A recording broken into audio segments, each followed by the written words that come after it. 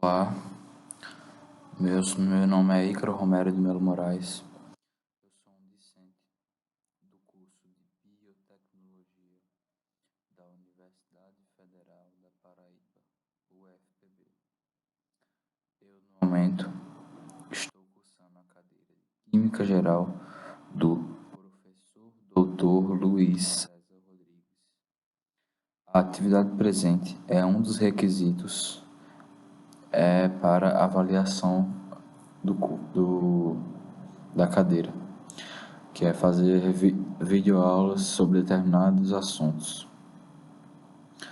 O assunto presente desta videoaula vai ser propriedades ácido e base de soluções de sais, comportamento ácido-base e estrutura química, e ácidos e bases de Lewis. E agora vou passar para o próximo slide. Nas videoaulas anteriores já foi abordado o conceito de ácido-base para Arrhenius e para Bronsted-Lowry.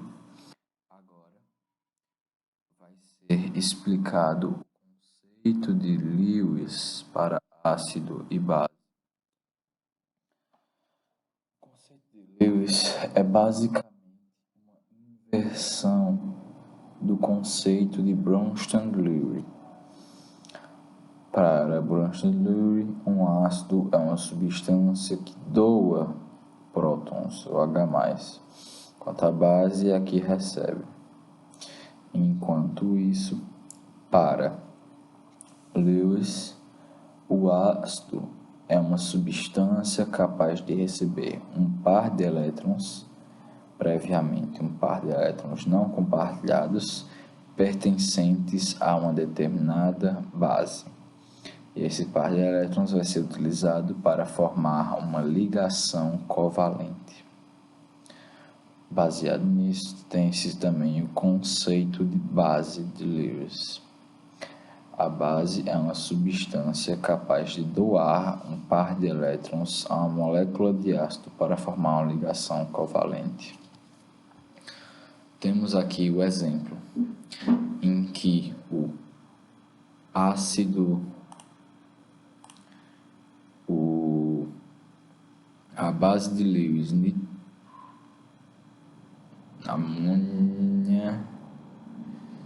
amônio, sei lá, uma coisa assim, vai doar esse par de elétrons aqui para o hidrogênio do HCl. Esse hidrogênio do HCl vai ficar livre e os elétrons da ligação covalente vão passar para o cloro.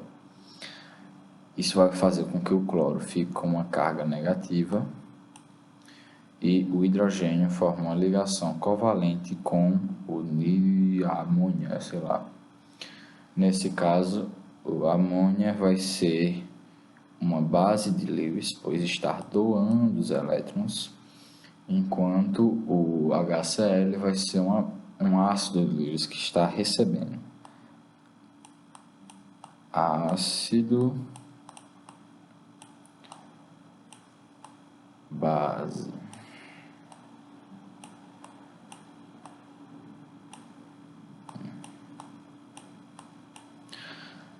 Nesse outro exemplo, a amônia vai doar esse par de elétrons para o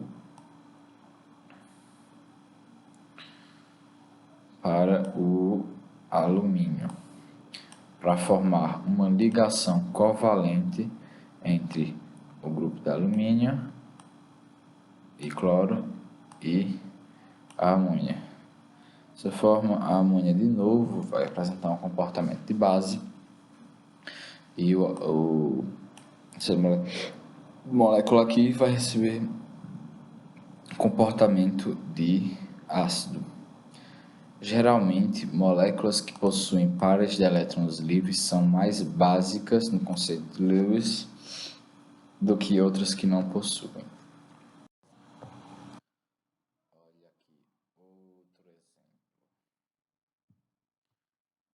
A trietilamina vai doar esse par de elétrons para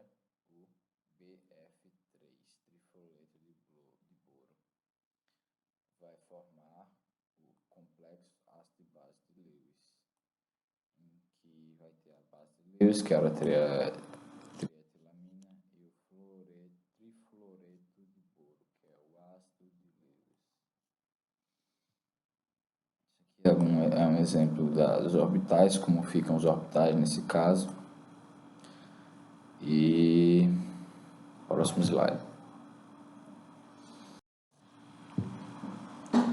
Isso aqui é uma regrinha que é importante saber, porque há relação entre a teoria de ácido de Bronsted-Lewis e de Lewis. Todo ácido de Bronsted-Lewis é obrigatoriamente um ácido de Lewis, mas nem todo ácido de Lewis é um ácido de Bronsted-Lewis. Esses conceitos aqui de conjuntos, né, matemática básica. Se você é um ácido de Bronsted-Lewis, você necessariamente é um ácido de Lewis. Mas se você é um ácido de Lewis, você não necessariamente é um ácido de Lewis, mas você pode ser. Você pode ser os dois.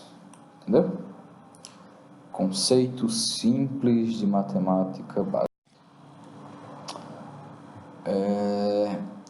Previamente eu já falei do conceito de base e ácido conjugado. Cada base tem o seu ácido conjugado, cada ácido tem seu base conjugada. No caso dos ácidos por Lewis,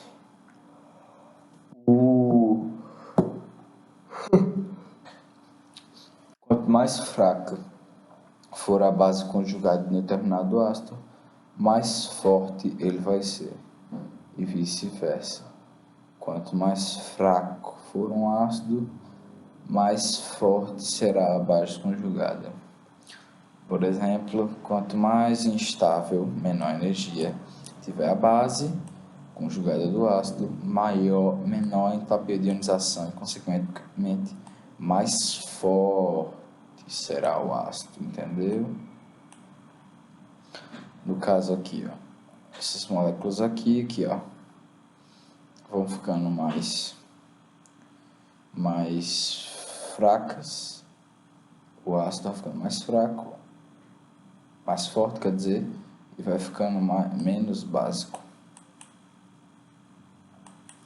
Ó, hidrogênios ligados a átomos do mesmo período da tabela periódica serão mais ácidos quanto mais eletronegativo for o átomo onde o hidrogênio está ligado.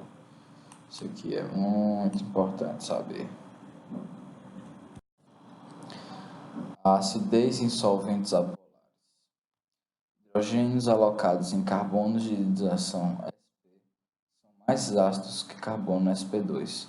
E estes ácidos, que nem os carbono sp3, se não houver efeitos adicionais de ressonância. Ou seja, pelo fato de ser um carbono sp, ele vai ser mais ácido. Enquanto esse aqui é a hidratação somente sp3, vai ser menos ácido. Quanto maior for o caráter S, mais eletronegativo é o orbital atômico hibridizado, estabilizando melhor a carga negativa.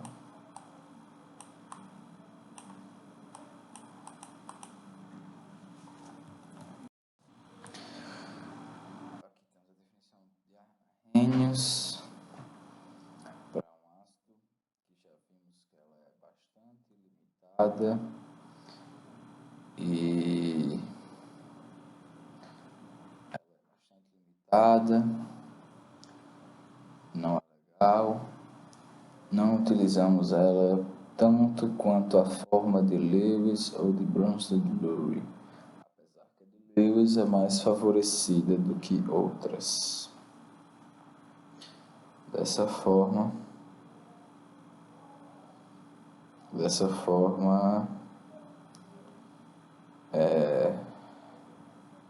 está feito o vídeo. Muito obrigado pela sua atenção e até o próximo período.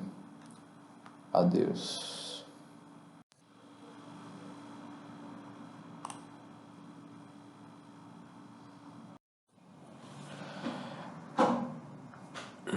Existe também outra definição de Burson e Lowry, que formularam independente um do outro, outra definição de ácido e base.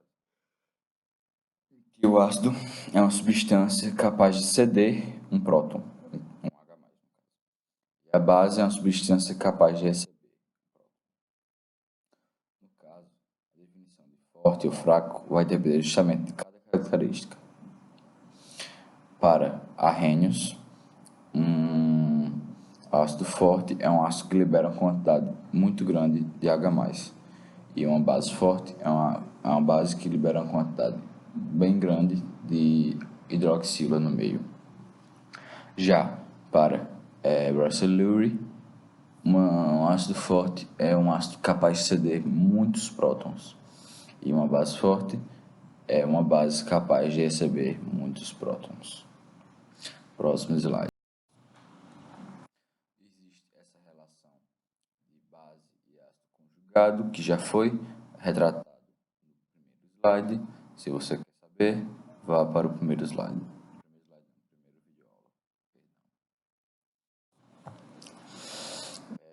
Isso aqui também está no outro slide, no outro vídeo aula. Vá lá assistir se você quiser. Mas eu vou explicar um pouquinho para você então. A água tem a característica de ser anfiprótica. Ela pode aceitar um próton para formar H3 ou mais, ou pode doar um próton para formar o íon OH-. Ou seja, ela é um ácido e base para Bronsted-Lowry. Uma característica bem interessante.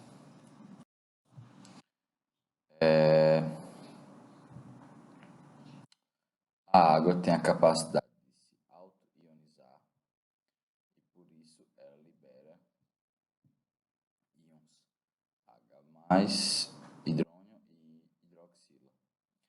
Quando vai se calcular o constante de ionização da água, quando se utiliza numa reação reversível, a constante das reações, se retira a água, porque ela é o solvente.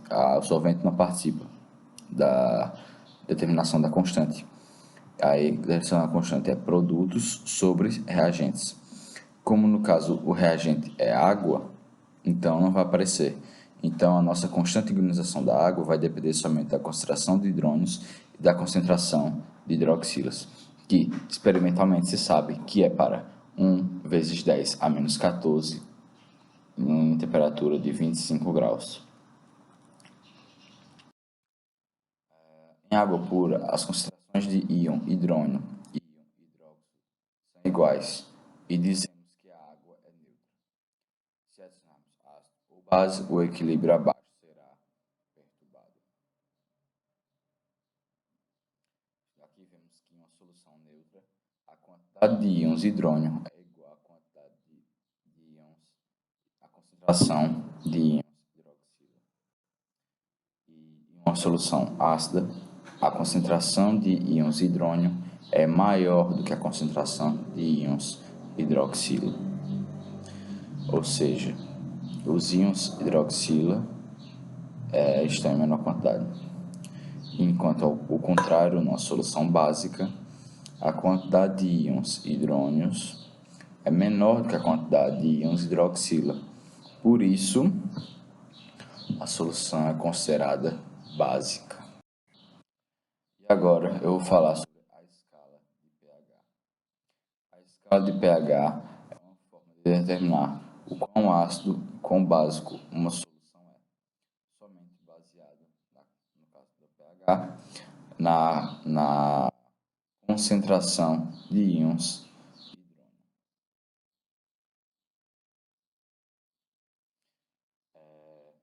hidrônio. No caso, para se calcular o pH, você faz menos o logaritmo da concentração de hidrônio. Também pode-se calcular a força de um ácido, de uma base, a basicidade ou a acididade de uma solução a partir do pOH, que é o menos o log da concentração de hidroxilas. O pH, no fim, o pH de uma solução neutra, ele é 7, posto que a quantidade de hidroxilos na água, da concentração de hidrônios na água tem que ser igual à quantidade de hidroxilos na água. E essa concentração será igual a 1 vezes 10 a menos 7. Quando se faz o logaritmo desse valor, dá-se o menos o logaritmo desse valor, dá-se o número 7. Uma solução com pH 7 é uma solução neutra.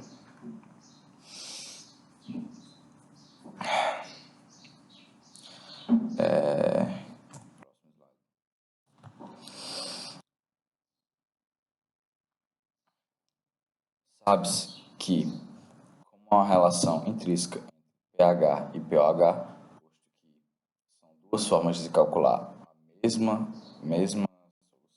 nível de acidade ou basicidade de uma solução, há essa relação aqui,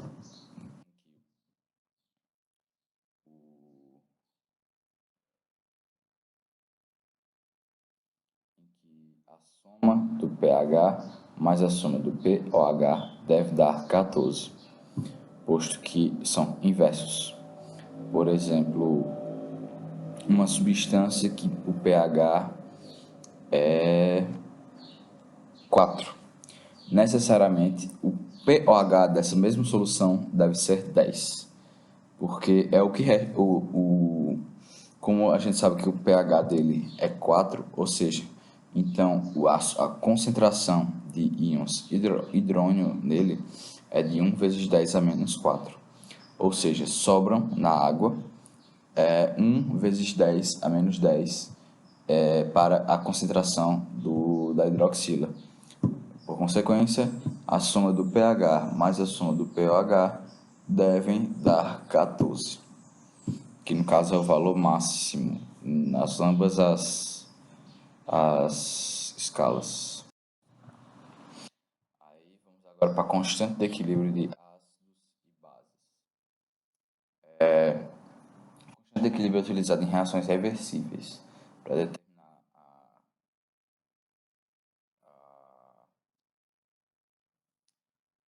determinar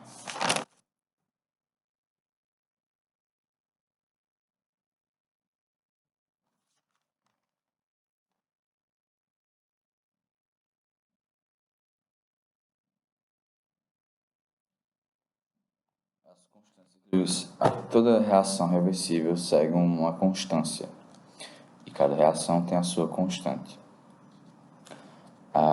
O cálculo da constante de uma reação é feito pelos a concentração de seus produtos sobre a concentração de seus reagentes, sendo que geralmente o solvente não entra na reação, ou seja, geralmente não se utiliza a água na reação. Geralmente não, sempre não usa água. Aí vamos ver como se calcula a constante de equilíbrio para uma reação reversível com presença de ácido.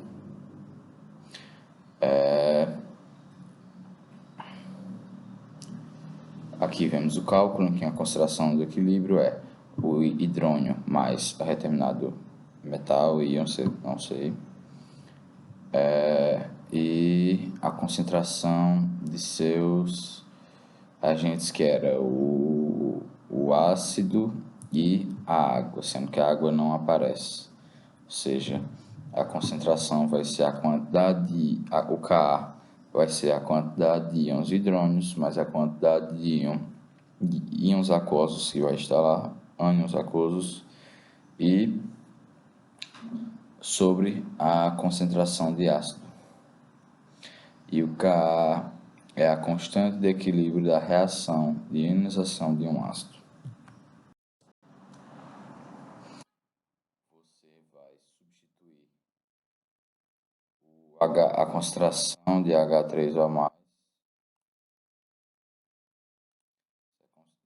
substituir esse valor na fórmula de pH e vai ficar isso aqui. Francamente, eu não vejo que eu usar isso.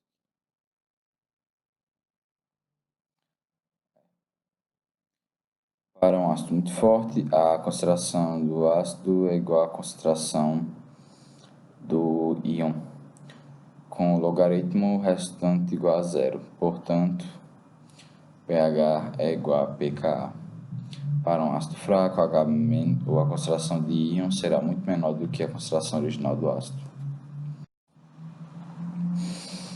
O valor do pKa para um ácido benzoico é de 4.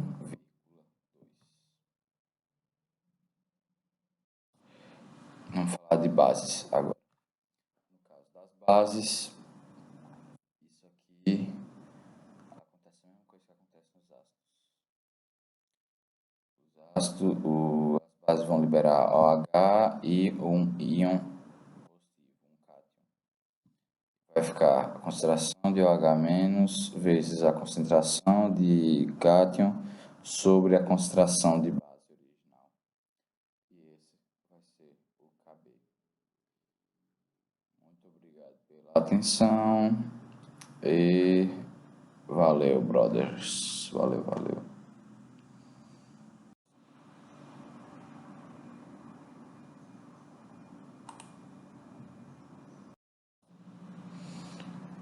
Isso